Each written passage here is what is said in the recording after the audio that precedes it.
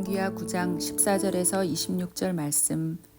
이에 nim시의 손자 여호사밧의 아들 예후가 요람을 배반하였으니 곧 요람이 온 이스라엘과 더불어 아람의 왕 하사엘과 맞서서 길랏 라못을 지키다가 아람의 왕 하사엘과 더불어 싸울 때에 아람 사람에게 부상한 것을 치료하려 하여 이스라엘로 돌아왔던 때라.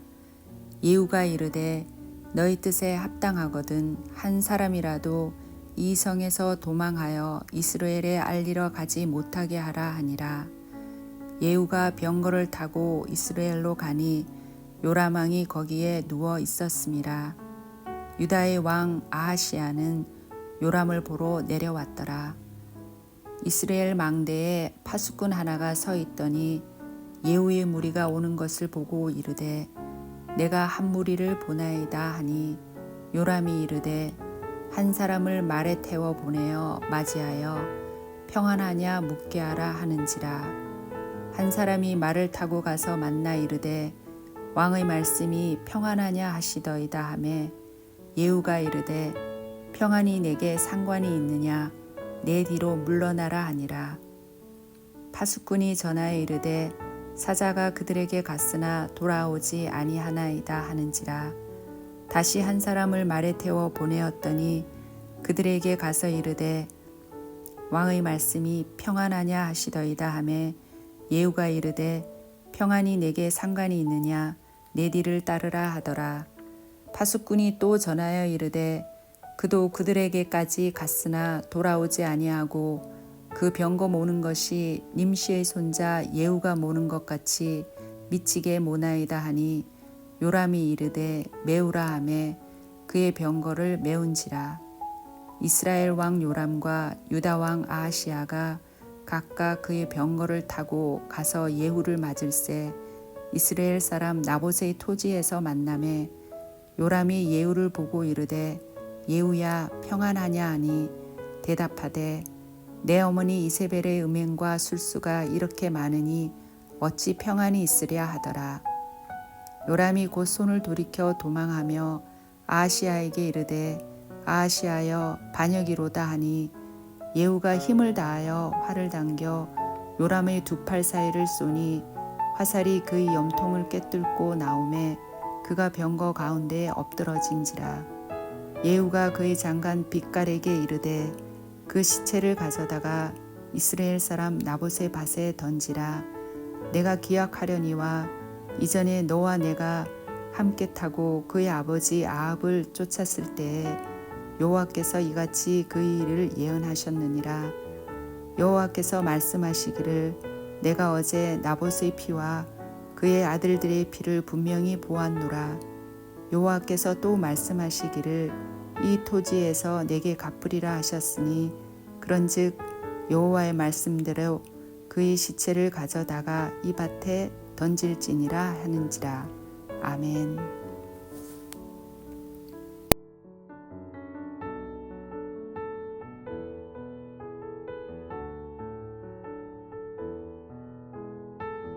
함께 기도하겠습니다. 하나님, 우리에게 말씀을 주시고 또 말씀으로 살아갈 수 있도록 은혜 허락하여 주신 것 감사합니다. 하나님, 오늘도 말씀 앞에서만 살게 하시고 말씀으로만 살아갈 수 있도록 그 말씀의 은혜를 우리에게 더하여 주시옵소서. 이 모든 말씀 예수님 이름으로 기도하였습니다. 아멘. 할렐루야. 이 땅을 창조하신 그 말씀으로 우리에게 임하시고 그 임하신 말씀을 성취시켜 주시는 우리 하나님의 이름을 높이 찬양합니다. 오늘 우리가 함께 나눌 말씀의 제목은 말씀 앞에서라고 하는 말씀의 제목으로 어제 말씀과 이어지는 말씀입니다. 하나님께서는 이 땅을 말씀으로 창조하셨고 또 예수 그리스도는 이 땅에 말씀의 옷을 입고 임하셨습니다. 그래서 말씀은 곧 하나님이시며 우리가 말씀 앞에서 어떻게 반응하는가는 그대로 우리가 하나님 앞에서 우리가 어떻게 반응하는가 그것과 바로 동일한 반응일 수 있습니다. 그래서 우리가 말씀을 하찮게 여긴다는 것은 그 말씀을 우리에게 허락하여 주신 그 하나님을 그렇게 여긴다는 것이며, 말씀을 존귀하게 여긴다는 것은 동시에 우리가 하나님을 그렇게 높이며 존귀하게 여기는 것이 되는 겁니다. 오늘의 말씀은 말씀 앞에서 우리가 어떻게 반응하는가가 얼마나 중요한지를 함께 보여주는 사건이 나오는데, 이 사건을 통해서, 이 말씀을 통해서 우리 모두가 말씀 앞에 온전한 영적 반응을 통하여서 그 말씀으로 살아갈 수 있는 은혜가 있으시기를 주의 이름으로 축복하며 도전합니다. 말씀 앞에서 첫 번째는 21절과 22절입니다. 21절과 22절입니다. 요람이 이르되 메우라 하매 그의 변거를 메운지라. 이스라엘 왕 요람과 유다 왕 아하시야가 각각 그의 병거를 타고 가서 예후를 맞을세. 이스라엘 사람 나봇의 토지에서 만남에 요람이 예후를 보고 이르되 예후야 평안하냐 하니 대답하되 내 어머니 이사벨의 음행과 술수가 이렇게 많으니 어찌 평안이 있으랴 하더라. 아멘. 어제 말씀에서 예후는 엘리사의 제자로부터 기름 부음을 받았고, 제자를 통해서 하나님께서 자신을 통해서 역사하시려고 하신 일들을 다 알게 되었습니다. 그러나 오늘 말씀에서는 주저하지 않고 마치 그 전쟁 중에서 부상을 입어서 요양하고 있는 요람을 예후는 만나러 가게 됩니다. 그때 요람 왕은 예후가 오는 것을 알게 된 이후에 파수꾼을 보내서 평안하냐를 묻게 됩니다. 그렇게 3번이나 파수꾼을 보냈는데도 3번 다 예후는 대답을 하지 않고 파수꾼들에게 오히려 나를 따르라 라고 한 이후에 드디어 요람을 직접 대면하게 됩니다. 이에 요람은 예후에게 평안하냐라고 묻는데, 이때 예후는 아주 단도직입적으로 내 어머니 이세벨의 음행과 술수가 이렇게 많은데 우리가 어떻게 평안할 수 있느냐라고 답합니다. 사실 이렇게 대답하는 것은 상당히 도전적이며 아주 호전적이라고 할 수밖에 없을 것 같습니다. 한마디로 나 지금 너랑 싸우러 왔어 라고 하는 말이기 때문이지요. 그런데 여기서 중요한 것은 지금 이 사건이 어디에서 일어나고 있는가, 어디에서 펼쳐지고 있는가인데, 21절 말씀을 보시면 지금 이 사건이 나봇의 토지에서 만났다라고 되어 있습니다. 나봇은 어떤 사람이었습니까? 우리가 열왕기상 21장에서 아합 왕은 나봇의 포도원을 가지고 싶어 합니다. 그래서 나봇에게 그 포도원을 팔라고 하지만 팔지 않겠다고 하자 결국은 아합의 아내 이세벨은 나봇에 대해서 거짓 소문을 만들었고, 그리고 나봇을 죽였고, 결국은 그 나봇의 땅을 빼앗게 됩니다.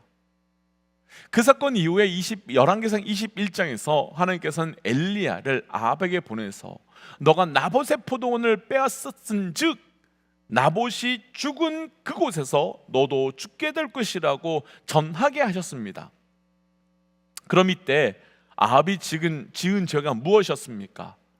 아합이 어떤 죄를 지었기에 하나님께서는 나봇이 죽은 것처럼 아합을 죽게 하시겠다고 하신 것이겠습니까?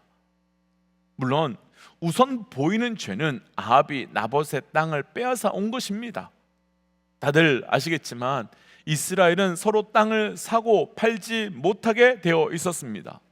왜냐하면 무엇 때문인가 하면 이스라엘의 모든 땅의 소유는 그 사람들에게 있는 것이 아니라 바로 하나님 것이기에 토지를 팔지 못하도록 했고, 설사 판다고 하더라도 소유권을 파는 것이 아니라 사용권을 팔아서 그래서 희년이 되면 다 돌려주도록 했었습니다. 그러니까 아합은 땅에 대한 말씀을 주셨는데 그 말씀을 정면으로 어기고 어기면서 죄를 짓고 있었던 겁니다. 그런데 아합이 어긴 죄는 이것만 있는 것이 아니었습니다. 아합에게 있어서 나봇은 백성이 있지요. 그렇다면 아합은 왕으로서 백성을 보호하고 지켜야 할 의무와 사명과 부르심이 있는 사람입니다. 그런데 아합은 자기의 이익을 위해서 하나님께서 내게 맡겨주신 사명이며 부르심인 내 백성을 내 이익을 위해서 죽이고 내 이익을 위해서 착취하고 있는 것입니다. 그렇다면 아합이 지은 죄는 분명합니다. 아합은 하나님께서 주신 땅에 대한 말씀을 그리고 백성을 향하여 주셨던 말씀을 내 욕심 때문에, 내 이기심 때문에 그것을 깨트리고 무너뜨리고 있는 죄를 지고 있는 것이요. 그렇다면 이것을 그대로 우리에게 한번 적용해 보고 싶습니다. 우리는 말씀 앞에서 지금 어떻게 반응하고 있고 어떻게 살아가고 계신지요? 그 말씀 앞에 말씀을 따라 반응하고 계신지요? 아니면 그 말씀 앞에 내 욕심으로, 내 뜻으로, 내 생각으로 반응하고 계신지요?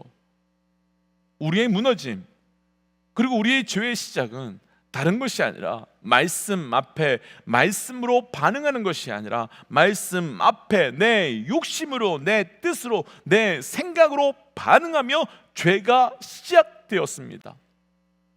먼저 도전하기는 말씀 앞에서 오직 말씀으로만 반응할 수 있는 영적 담대함의 결단이 있으시기를 주의 이름으로 도전합니다. 그런데 우리가 말씀 앞에 말씀으로만 반응한다는 것이 정말 쉽지 않은 것을 알고 있습니다. 우리가 깨어서 분별하지 않으면 우리 스스로는 계속 속고 넘어질 수 있는 일들이 있기 때문입니다. 말씀 앞에서 말씀으로 반응하는 것처럼 보이지만 결국은 말씀으로 반응하지 않는 사람이 지금 말씀 앞에서 말씀대로 반응하고 있는 바로 예후입니다.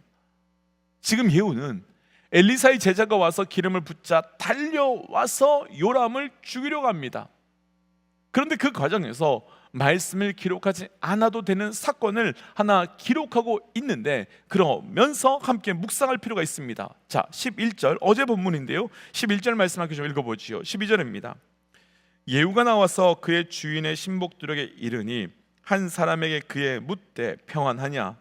그 미친 자가 무슨 까닭으로 그대에게 왔느냐? 대답하되 그대들이 그 사람과 그가 말한 것을 알리라 하더라. 아멘. 어제 말씀에서요 엘리사의 제자가 와서 예후에게 기름을 붓게 되는 사건이 있었었죠. 그런데 바로 그때 예후와 함께 있었던 사람들이 예후에게 미친 자가 와서 너에게 무슨 말을 했느냐라고 묻습니다. 여기서 말하는 미친 자가 누구이겠습니까? 엘리사의 제자입니다.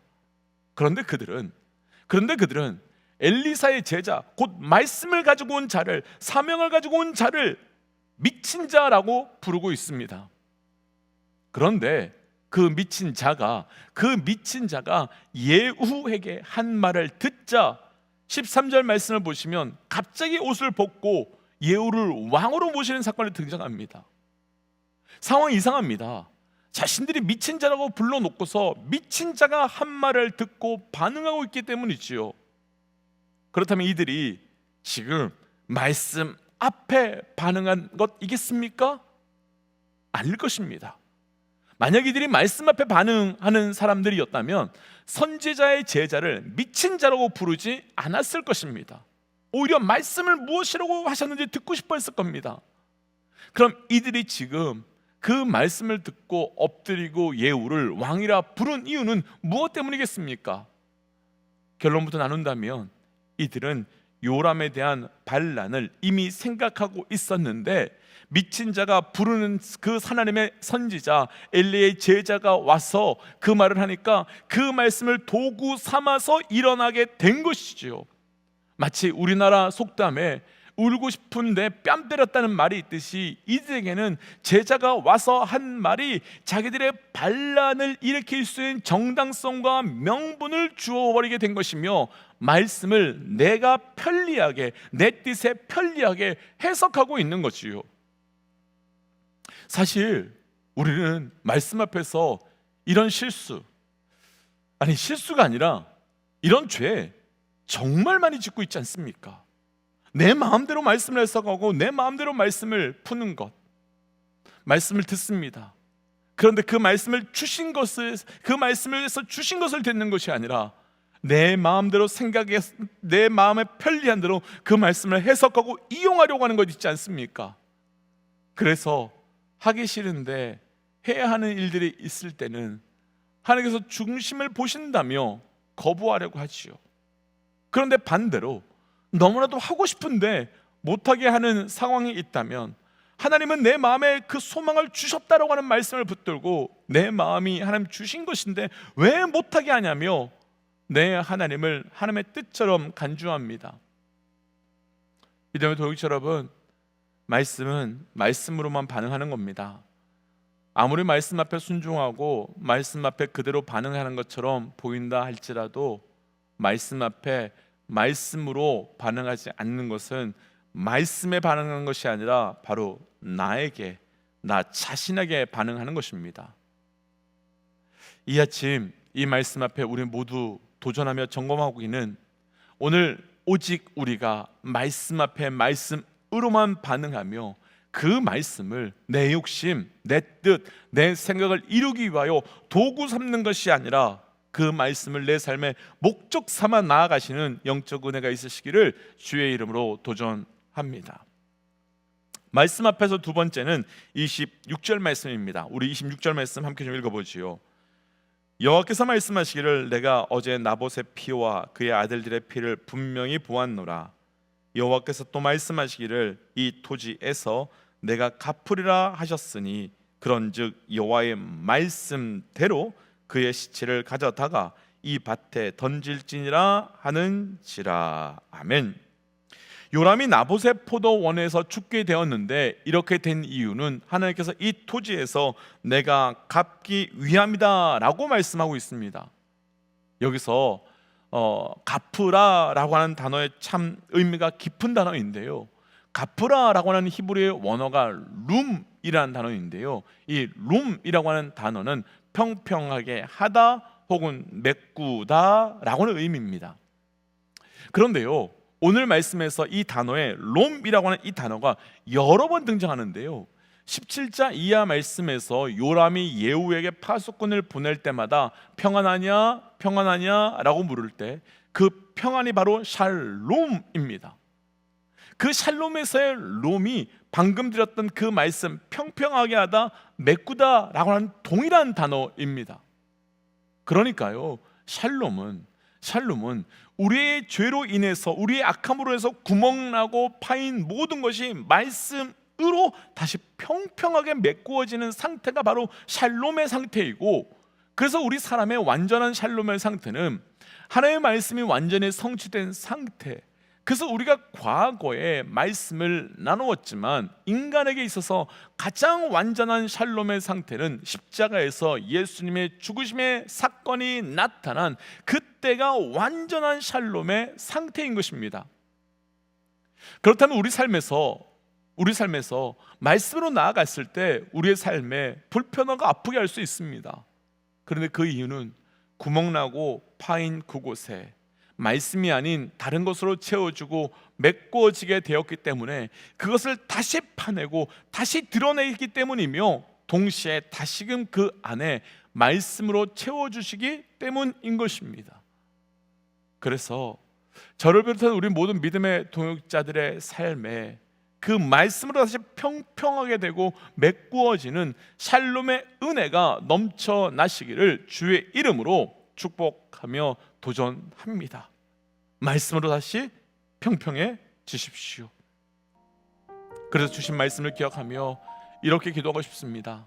하나님, 내 삶에 말씀 앞에 온전한 영적 반응을 하게 할 수 있도록 그 믿음을 허락하여 주시고 그 은혜를 허락하여 주시고 말씀을 통하여 나의 삶에 완전한 샬롬의 은혜를 허락하여 주옵소서라고 함께 주셨던 말씀 기억하며 기도하며 나가겠습니다. 함께 기도할까요? 기도하지요. 하나님, 오늘 주셨던 말씀을 붙들고 기도하며 나아갑니다. 아버지, 우리 삶 가운데 아버지 말씀 앞에 온전한 영적 반응이 있게 하여 주시옵소서. 말씀을 통하여 나의 영에 아버지 샬롬의 상태가, 샬롬의 은혜가 있게 하여 주시고 말씀으로만 담대히 살아나갈 수 있도록 그 은혜 더하여 주옵소서. 하나님, 말씀으로 살기 원합니다. 말씀으로 나아가기 원합니다. 하나님, 오직 말씀 앞에 온전하게 반응하며 살아갈 수 있도록 인도하여 주시옵고, 하나님 그 말씀이 나의 영을 평평하게 샬롬의 상태로 이끌어갈 수 있도록 하나님, 내 구멍난 그곳의 말씀으로, 잘못된 것으로 메꾸어진 그곳의 말씀으로만 채워져 나아갈 수 있는 영적 은혜를 허락하여 주시옵소서. 하나님, 그래서 오늘도 말씀을 통하여 샬롬의 은혜를 누리기 원합니다. 이 모든 말씀 예수님 이름으로 기도하였습니다. 아멘. 사랑하는 믿음의 독자 여러분, 오늘도 말씀을 통하여 오직 샬롬의 은혜가 평평해지고 메꾸어지는 은혜가 있으시기를 주의 이름으로 축복하며 도전합니다. 함께 선포하고 삶의 자리로 또 기도의 자리로 나아가지요. 함께 선포하겠습니다. 하나님은 살아계십니다. 아멘. 승리하십시오. 함께 기도하겠습니다.